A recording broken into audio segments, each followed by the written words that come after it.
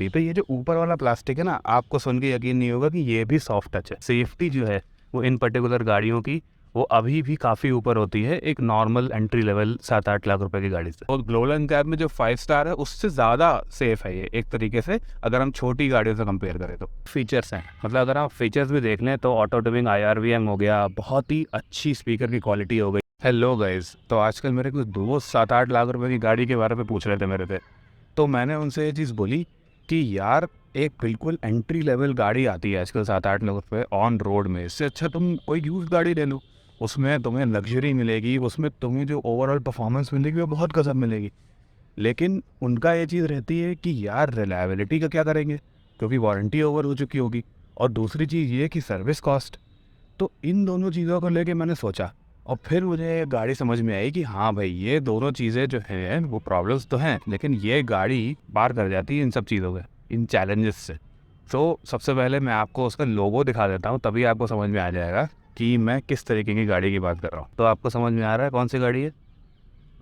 अब लोगो हटा दो तो अब आपको समझ में आ गया ना कि मैं बेसिकली एक टोयोटा कोरोला की बात कर रहा हूँ। डी सेगमेंट की गाड़ी है ये, और अगर आप इसको जो है यूज़ मार्केट में देखने जाओगे तो लिटरली ये 7-8 लाख रुपए के आसपास आपको मिल जाएगी, और बहुत अच्छी कंडीशन में होगी तो ऑब्वियसली और थोड़ी सी ऊपर जाएगी, लेकिन ये गाड़ी आपको काफ़ी कम पैसों में मिल जाएगी। और ये एक बी सेगमेंट सेडान है, ये नॉर्मल सी सेगमेंट सेडान नहीं है, right, Honda city type.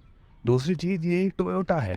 Toyota का आपको सबसे मेन चीज़ पता होगी कि रिलायबिलिटी बेसिकली क्या रहता है कि वारंटी ख़त्म हो गई तो रिलायबिलिटी में खर्चा बैठ जाएगा, लेकिन इसमें आपको उस चीज़ की टेंशन लेने की ज़रूरत ही नहीं है, क्योंकि रिलायबल तो ये चलती जाएगी, लाखों किलोमीटर चलती जाएगी। अगर ये लाख किलोमीटर भी चली होगी पहले से, तब भी उसमें ये चीज़ नहीं होगी कि हाँ भाई ये ख़राब हो गया वो ख़राब हो गया। मैं आपको इसको चला के भी दिखाऊंगा, ओवरऑल इसके सारे एस्पेक्ट्स दिखाऊंगा आपको, शहर में भी और हाईवे पे भी, कि ये परफॉर्म कैसा करती है।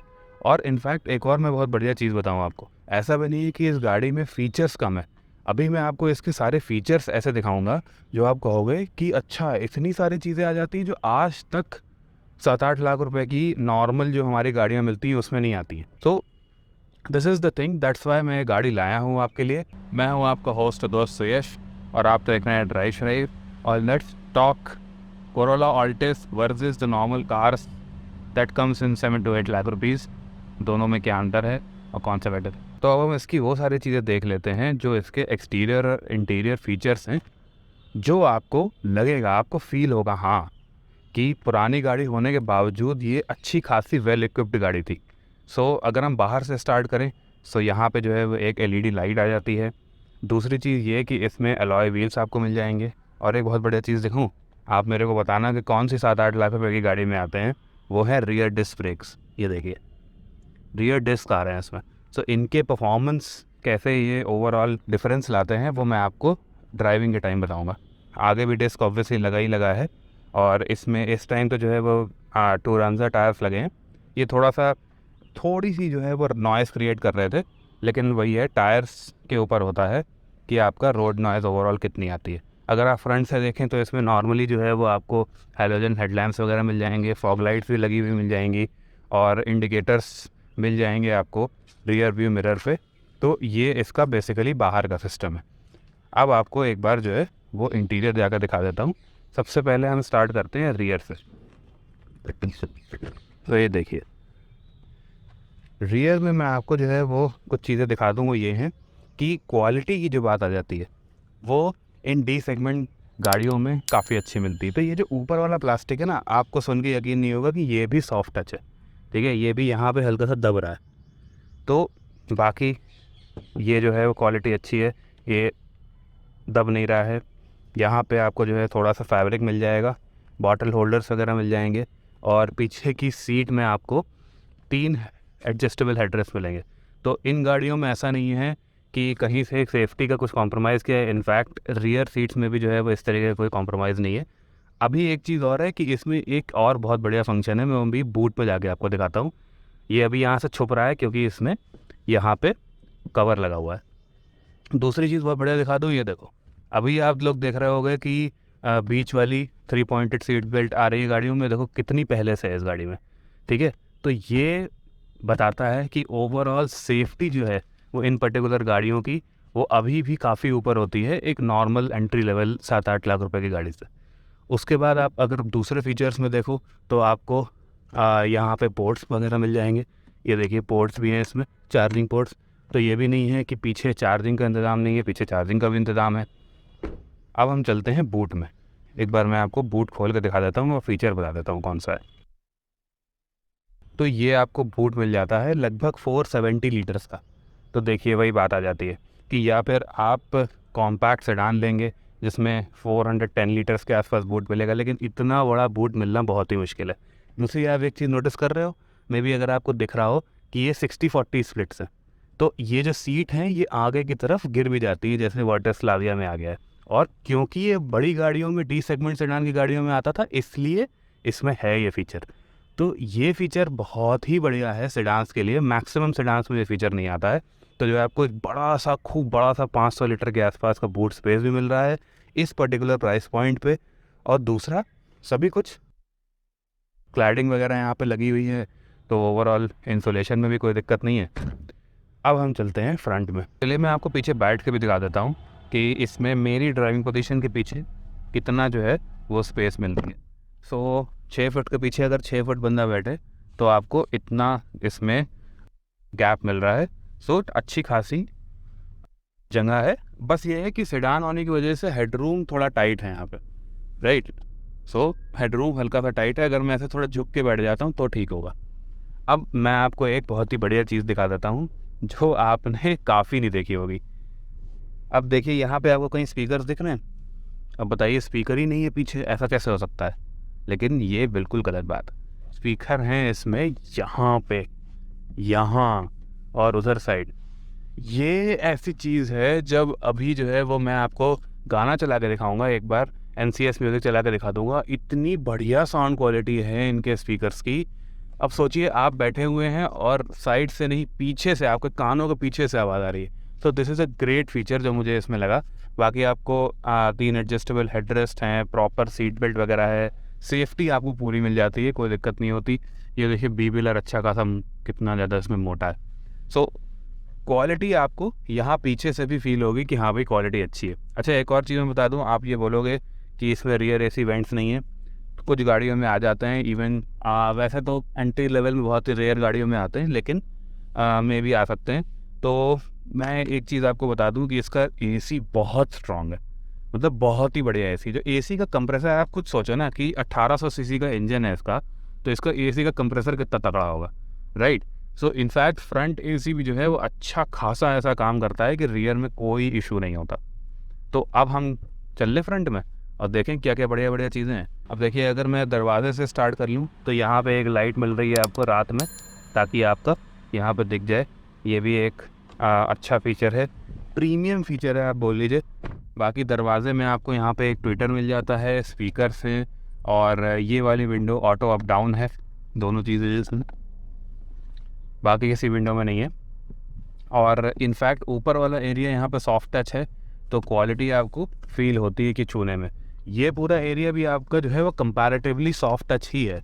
अगर आप इसको दबा के ऐसे देखोगे तो आपको लगेगा कि यार ये भी सॉफ्ट टच है, ठीक है। तो इसके ग्रेन की वजह से यहाँ पे सामने रिफ्लेक्शन नहीं पड़ रही है। अब बाकी एक बार मैं पीछे कर लेता हूँ और आपको दिखाने के लिए कि ओवरऑल इंटीरियर दिखता कैसा है। तो प्रीमियम तो लग रहा है यार, राइट। टच स्क्रीन आपको मिल ही रही है, बेसिक टच स्क्रीन है, इसमें बहुत ज़्यादा चीज़ें नहीं है, लेकिन आपको मिल रही है इसमें। और दूसरा, इसमें यहाँ पे पियानो ब्लैक है, यहाँ पे ऑटोमेटिक क्लाइमेट कंट्रोल है, कि जिसकी वजह से इतना अच्छा AC काम कर रहा है। सोचिए अभी 25.5 पे है, तब भी अच्छा खासा कैबिन कूल है। यहाँ पे एक आर्मरेस्ट मिल जाता है जिसमें अंदर एक स्टोरेज है। अच्छा, आपने ये चीज़ नोटिस करी होगी कि कुछ ऐसी 7-8 लाख रुपए की गाड़ियाँ होती हैं जिसमें आर्मरेस्ट होता ही नहीं है। वहाँ यहाँ पे आपको आर्मरेस्ट मिल जाएगा। सीट्स काफ़ी कंफर्टेबल हैं। एक मैं बहुत बढ़िया चीज़ दिखाऊँ, ऑटोमेटिक IRVM। ये तो होता ही नहीं है एंट्री लेवल गाड़ियों में, ठीक है, क्योंकि ये बड़ी गाड़ी है, इसमें ये सब चीज़ें हैं। इवन यहाँ पे आपको लाइट मिल जाती है, यहाँ पे आपको मिरर मिल जाता है। फीचर्स इसमें सारे जितने भी यूजेबल और अच्छी क्वालिटी वाले फीचर्स होते हैं वो सब कुछ हैं इसमें। फिर हम आ जाते हैं इस पे MID पे। तो MID पे भी आपको जो है वो सारी चीज़ें, इन्फॉर्मेशन सारी मिल जाती हैं, और दोनों तरफ के आपको स्टीयरिंग माउंटेड बटन से मिल जाते हैं। एक और चीज़ मैं आपको बता दूं कि स्टीयरिंग जो है वो रीच और रेक दोनों के हिसाब से एडजस्टेबल है, तो इसमें कोई कमी नहीं है। छोटी गाड़ियों में सिर्फ ऊपर नीचे हो सकता है। ऐसे ही सीट का है, सीट भी जो है वो हर तरीके से एडजस्टेबल है, तो उसमें कोई दिक्कत नहीं है। हाइट वगैरह सब एडजस्टेबल हो जाती है, ठीक है। तो यहाँ पे एडजस्टेबिलिटी में कोई दिक्कत नहीं है। MID भी अगर आप देखो तो सुंदर है, मतलब ऐसा वो नहीं है कि आपको कुछ 7-8 लाख रुपए की गाड़ी में इससे बेटर कुछ मिल जाएगा। और इसमें अच्छी खासी सेटिंग्स वगैरह भी हैं, मैसेजेस आपके दिखा देते हैं, आप सेटिंग्स वगैरह भी जो है वो इसमें ऊपर नीचे कर सकते हो, ड्राइव इन्फॉर्मेशन की, कलर की, ये सब चीज़ों की। तो आपकी रेंज वगैरह दिखा रहा है और आपका फ्यूल एवरेज वगैरह दिखा देगा। 13.3 का एवरेज दिखा रहा है। तो देखिए, अगर अब ये ऐसे देखा जाए तो एवरेज भी ख़राब नहीं है। 1800 सीसी के पेट्रोल इंजन के बावजूद अगर आपको बिल्कुल ही बहुत चलना है तो आप एक CNG भी लगा सकते हो। मैंने आपको दिखाया कि पीछे अच्छी खासी जगह है बूट स्पेस में, तो ये चीज़ है। अगर इसमें CNG नहीं लगी और आपको बहुत चलना है तो आप एक CNG लगा लो, क्योंकि ये नेचुरली एस्पिरेटेड इंजन है, इसलिए इसमें CNG कारगर भी है। तो और टोयोटा, मारुति, होंडा, इन सब के इंजन्स में जो है वो CNG अच्छे से लग जाती है और बढ़िया काम करती है। सो ज़्यादा चलानी है तो वो लगवा लो, और इतना यूज़ नहीं है गाड़ी का तो क्यों आप इतना पैसा जो है वो फूकोगे एक नई गाड़ी में, ठीक है, जिसमें आपको इंश्योरेंस भी देना होगा, पूरा का पूरा पैसा 3 साल का, प्लस जो है आपको रोड टैक्स भी देना होगा। वो सारी चीज़ें जब कंबाइन होती है तो एक शोरूम से बढ़ के अच्छा खासा ऑन रोड प्राइस आ जाता है, राइट। सो इसी वजह से मैं इस गाड़ी के बारे में आपको बहुत सारी चीज़ें बता रहा हूँ जो आपको इसमें मिल जाएंगी, और आपको ओवरऑल फील भी ऐसा होगा कि हाँ, आप बहुत बढ़िया गाड़ी में बैठे हो, आपकी फैमिली जो है वो सेफ़ भी रहेगी। अच्छा, सेफ्टी की बात आ जाती है तो मैंने आपको रियर में दिखा दिया कि हेडरेस्ट भी है, सीट बेल्ट भी है, सब कुछ है। लेकिन दूसरी चीज़ मैं आपको बता दूं वो ये कि इसका जो प्लेटफॉर्म है वो इंडिया में नहीं बना। इसका जो ओवरऑल शेल है वो बाहर से इम्पोर्टेड आता है, क्योंकि ये CKD गाड़ियाँ होती हैं। तो उस वजह से क्या है कि ये वाला जो एरिया है या फिर जो जितने भी चारों तरफ जो एरिया है वो इंटरनेशनल स्टैंडर्ड्स के हिसाब से है। तो ये बियॉन्ड ग्लोबल NCAP का एक तरीके से कह लें सेफ़ है। तो ग्लोबल NCAP में जो 5 स्टार है उससे ज़्यादा सेफ़ है ये एक तरीके से, अगर हम छोटी गाड़ियों से कंपेयर करें तो, राइट। तो सेफ्टी में ये सब चीज़ें आ जाती हैं। अगर आप महंगी गाड़ी लेते हो, D सेगमेंट सेडान की गाड़ी है, तो वो ऑब्वियसली बहुत ज़्यादा सेफ़ होगी, उसमें कोई कॉम्प्रोमाइज़ नहीं होगा, या फिर वो बिल्कुल 64 के हिसाब से नहीं बनी होगी। तो इसके बारे में कभी हम और बात करेंगे। बाकी हम इसको अब चला के देख लेते हैं। मैं आपको शहर हाईवे दोनों पे चला के दिखाऊंगा, उसके बाद हम कंक्लूड करेंगे। तो अब हम हाईवे पे आ चुके हैं और एक बार जो है इसको हाईवे स्पीड पे चला के देख लेते हैं। अब देखिए, हाईवे पे मेन चीज़ क्या होती है? हाईवे पे मेन चीज़ होती है स्टेबिलिटी, राइट। और अगर स्टेबिलिटी में देखा जाए तो फिर प्लेटफॉर्म और ओवरऑल सस्पेंशन वगैरह काम आता है। तो उसमें भी ऑब्वियसली कोई ऐसे D सेगमेंट की सेडान होगी, वो नॉर्मल 7-8 लाख रुपए की गाड़ियों से जो है वो अच्छी ही काम करेगी हाईवे स्टेबिलिटी में। ये गाड़ी अभी मैंने 100-120 पे चला के देखी, पता ही नहीं लगता है कि वो उस पर्टिकुलर स्पीड पे चल रही है, और मतलब बहुत ही सिंपली ऐसा लगता है कि बहुत आराम से एक तरीके से मंच माइल्स कर रही है। जो नॉर्मल हमारी 7-8 लाख रुपए की गाड़ियाँ होती हैं उसमें आपको ठीक है 80 तक इट्स ऑल राइट, उसके ऊपर आपको पता चलता है, और सबसे ज़्यादा पता चलता है वो पता चलता है इंजन में। तो इंजन में आपके क्यों पता लगेगा? 83-84 bhp की 1.2 लीटर लगभग जो है गाड़ियाँ आती हैं उस पर्टिकुलर प्राइस पॉइंट में। उसके बाद अगर आपको इवन टर्बो भी जाना है तब भी आपको कम से कम 10-11 लाख रुपए खर्च करने पड़ेंगे ऑन रोड। लेकिन इसमें क्या है, एक 1.8 लीटर का 1800 सीसी का नेचुरली एस्पिरेटेड इंजन है, लगभग 138 bhp के आसपास बना रहा है और 173 न्यूटन मीटर टॉर्क बना रहा है। सो वो बहुत ही हेल्दी फिगर्स हैं, बहुत फ़र्क है। कहाँ 112-113 न्यूटन मीटर टॉर्क, कहाँ 170 के ऊपर टॉर्क। तो वो जो टॉर्क है, आप देखिए जैसे मैंने ऐसे उठाई 50, 60, 70, तो हाईवे पे मैंने एक और चीज़ नोटिस करी, वो ये है कि जब इसके जल्दी जल्दी गियर्स बदलो, इतने स्मूथ गियर्स हैं, इतने स्मूथ गियर्स हैं, ऐसा लग रहा है कि जैसे इसकी एकदम शक्ल भी वैसी लग रही है जैसे GR यारिस की गियर लीवर की शक्ल है, अगर आप बाहर की वीडियोस देखोगे। तो हाईवे पे तो कोई तोड़ ही नहीं है, मतलब कोई मैच ही नहीं है। शहर में तो फिर भी मान सकते हैं कि हाँ भाई, जो ओवरऑल डायमेंशन वगैरह हैं उसमें छोटी गाड़ियों को फ़ायदा होता है, लेकिन हाईवे में there is no match for this, right.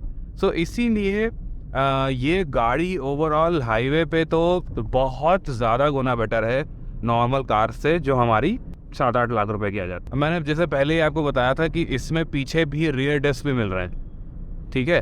तो इसमें मैंने एक चीज़ नोटिस करी कि ब्रेक बाइट बहुत ज़बरदस्त है, और अगर आप नॉर्मल आप भूल ही जाओ रियर डिस्क 7-8 लाख रुपए की रेंज में, वो तो आता ही नहीं है, दूर दूर तक नहीं आता है। सो इस वजह से क्या होता है कि ओवरऑल आपकी सेफ्टी, जो एक ऐसी सेफ्टी है जो ब्रेकिंग की वजह से आती है, जो स्टेबिलिटी की वजह से आती है हाईवे पे, तो वो भी एक जो है एक्टिव सेफ्टी में आता है। बिकॉज आप वो कॉन्फिडेंट आप फील करोगे, आप जो है वो जैसे ही ब्रेक दबाओगे वैसे ही अपनी जगह पे गाड़ी रुकेगी। तो ये सब चीज़ें जो होती है वो प्लेटफॉर्म से, ये ओवरऑल इंजीनियरिंग से आती है। सो डी सेगमेंट की ऑब्वियसली जो गाड़ी होगी, इसकी इंजीनियरिंग, उसका ब्रेकिंग वगैरह उस हिसाब से बनी होगी, राइट।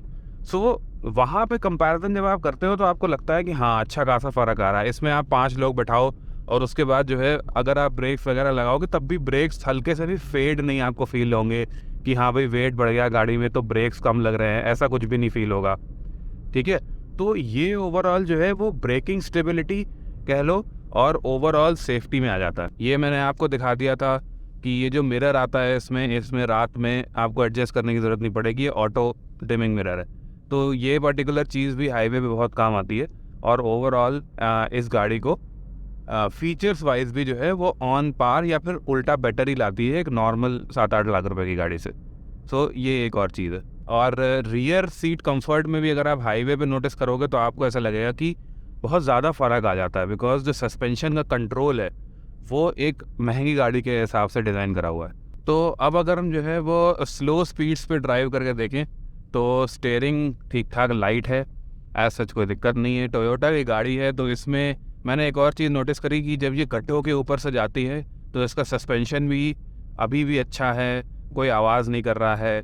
और होपफुली जो अगर इस तरीके की यूज़ गाड़ी आप लोगे तो अगर वो 1,00,000 किलोमीटर के आसपास या उससे कम चली होगी तो उसमें सस्पेंशन में कोई दिक्कत नहीं आई होगी।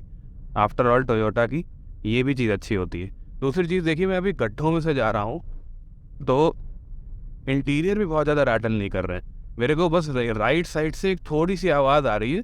सो इसका मतलब इंटीरियर्स की जो बिल्ड है वो भी काफ़ी अच्छी है। ये देखिए गड्ढा, तुरंत मैं पूरे टाइम गड्ढों में से जा रहा हूँ तो कहीं भी आवाज़ ऐसा सच नहीं आ रही है जो हमें ये फील होती है कि अगर हम यूज़ गाड़ी लेंगे तो इंटीरियर रैटल वाला मिलेगा या कुछ मिलेगा। तो हम चला के आ चुके हैं, और अब मैं एक बार कंक्लूजन में आपको बता दूं कि ओवरऑल इस गाड़ी में क्या क्या जो है वो आपको अच्छा मिल जाता है। तो देखिए बेसिकली हम बात कर लें अगर प्लेटफॉर्म की, तो प्लेटफॉर्म के साथ स्टेबिलिटी आती है, उसी के साथ ओवरऑल रिफाइनमेंट आता है, और ओवरऑल सेफ्टी भी आ जाती है। तो ये सारी चीज़ें अगर हम देखें तो हाईवे पे ये ज़्यादा अच्छी चलेगी। दूसरी चीज़ ये कि इसका जो टॉर्क है, इसका जो इंजन है वो ज़्यादा रिफाइंड है, वो ज़्यादा अच्छा काम करेगा आपका नॉर्मल 1.2 इंजन से, ठीक है। तीसरी चीज़ ये है कि इसमें एनफ फीचर्स हैं, मतलब अगर आप फीचर्स भी देख लें तो ऑटो ट्यूनिंग IRVM हो गया, बहुत ही अच्छी स्पीकर की क्वालिटी हो गई, ये सब चीज़ें भी होगी, तो आपको ऐसा फील नहीं होगा कि आप कोई छोटी चीज़ चला रहे हो। और एक और मैं आपको चीज़ बताऊँ, जो रुतबा है ना एक बड़ी लंबी गाड़ी का, वो भी बना रहेगा, ठीक है। तो आप जो है वो अगर प्रैक्टिकली सोचो तो इस वजह से मैं आपको ये गाड़ी लाकर दिखाया, क्योंकि ये थोड़ी सी ना अंडररेटेड गाड़ियों में ये चीज़ होती है कि ओवरऑल रीसेल कम होती है, लेकिन क्योंकि ये टोयोटा है तो इसका ओवरऑल सर्विस नेटवर्क भी ठीक है, और दूसरी सर्विस चार्ज भी उतना ज़्यादा नहीं आता है। आपकी रिलायबिलिटी चेक, आपकी सेफ्टी चेक, और आपकी सर्विस कॉस्ट चेक, आपकी परफॉर्मेंस चेक, तो क्या बचा। सो इसी वजह से जो है वो कभी कभी दिमाग से भी डिसीजन लिए जाते हैं। और अगर आपको बिल्कुल नई गाड़ी खरीदने की जो है वो बिल्कुल ठान लिया है आपने तो भी इसमें कोई दिक्कत नहीं है। So this is as literally a comparison between D segment sedan और एक नॉर्मल आजकल बिल्कुल हैचबैक टाइप की गाड़ियाँ जो आ रही हैं 7-8 लाख रुपए में, उनका। तो होपफुली आपको वीडियो अच्छी लगी होगी, अगर अच्छी लगी हो तो लाइक कर देना, बहुत अच्छी लगी हो तो सब्सक्राइब कर देना। और इसी तरीके की अगर आपको और यूज़ टाइप की गाड़ियों की वीडियोस देखनी है तो आप मेरे को कमेंट्स में बता सकते हो। तब तक के लिए बाय बाय।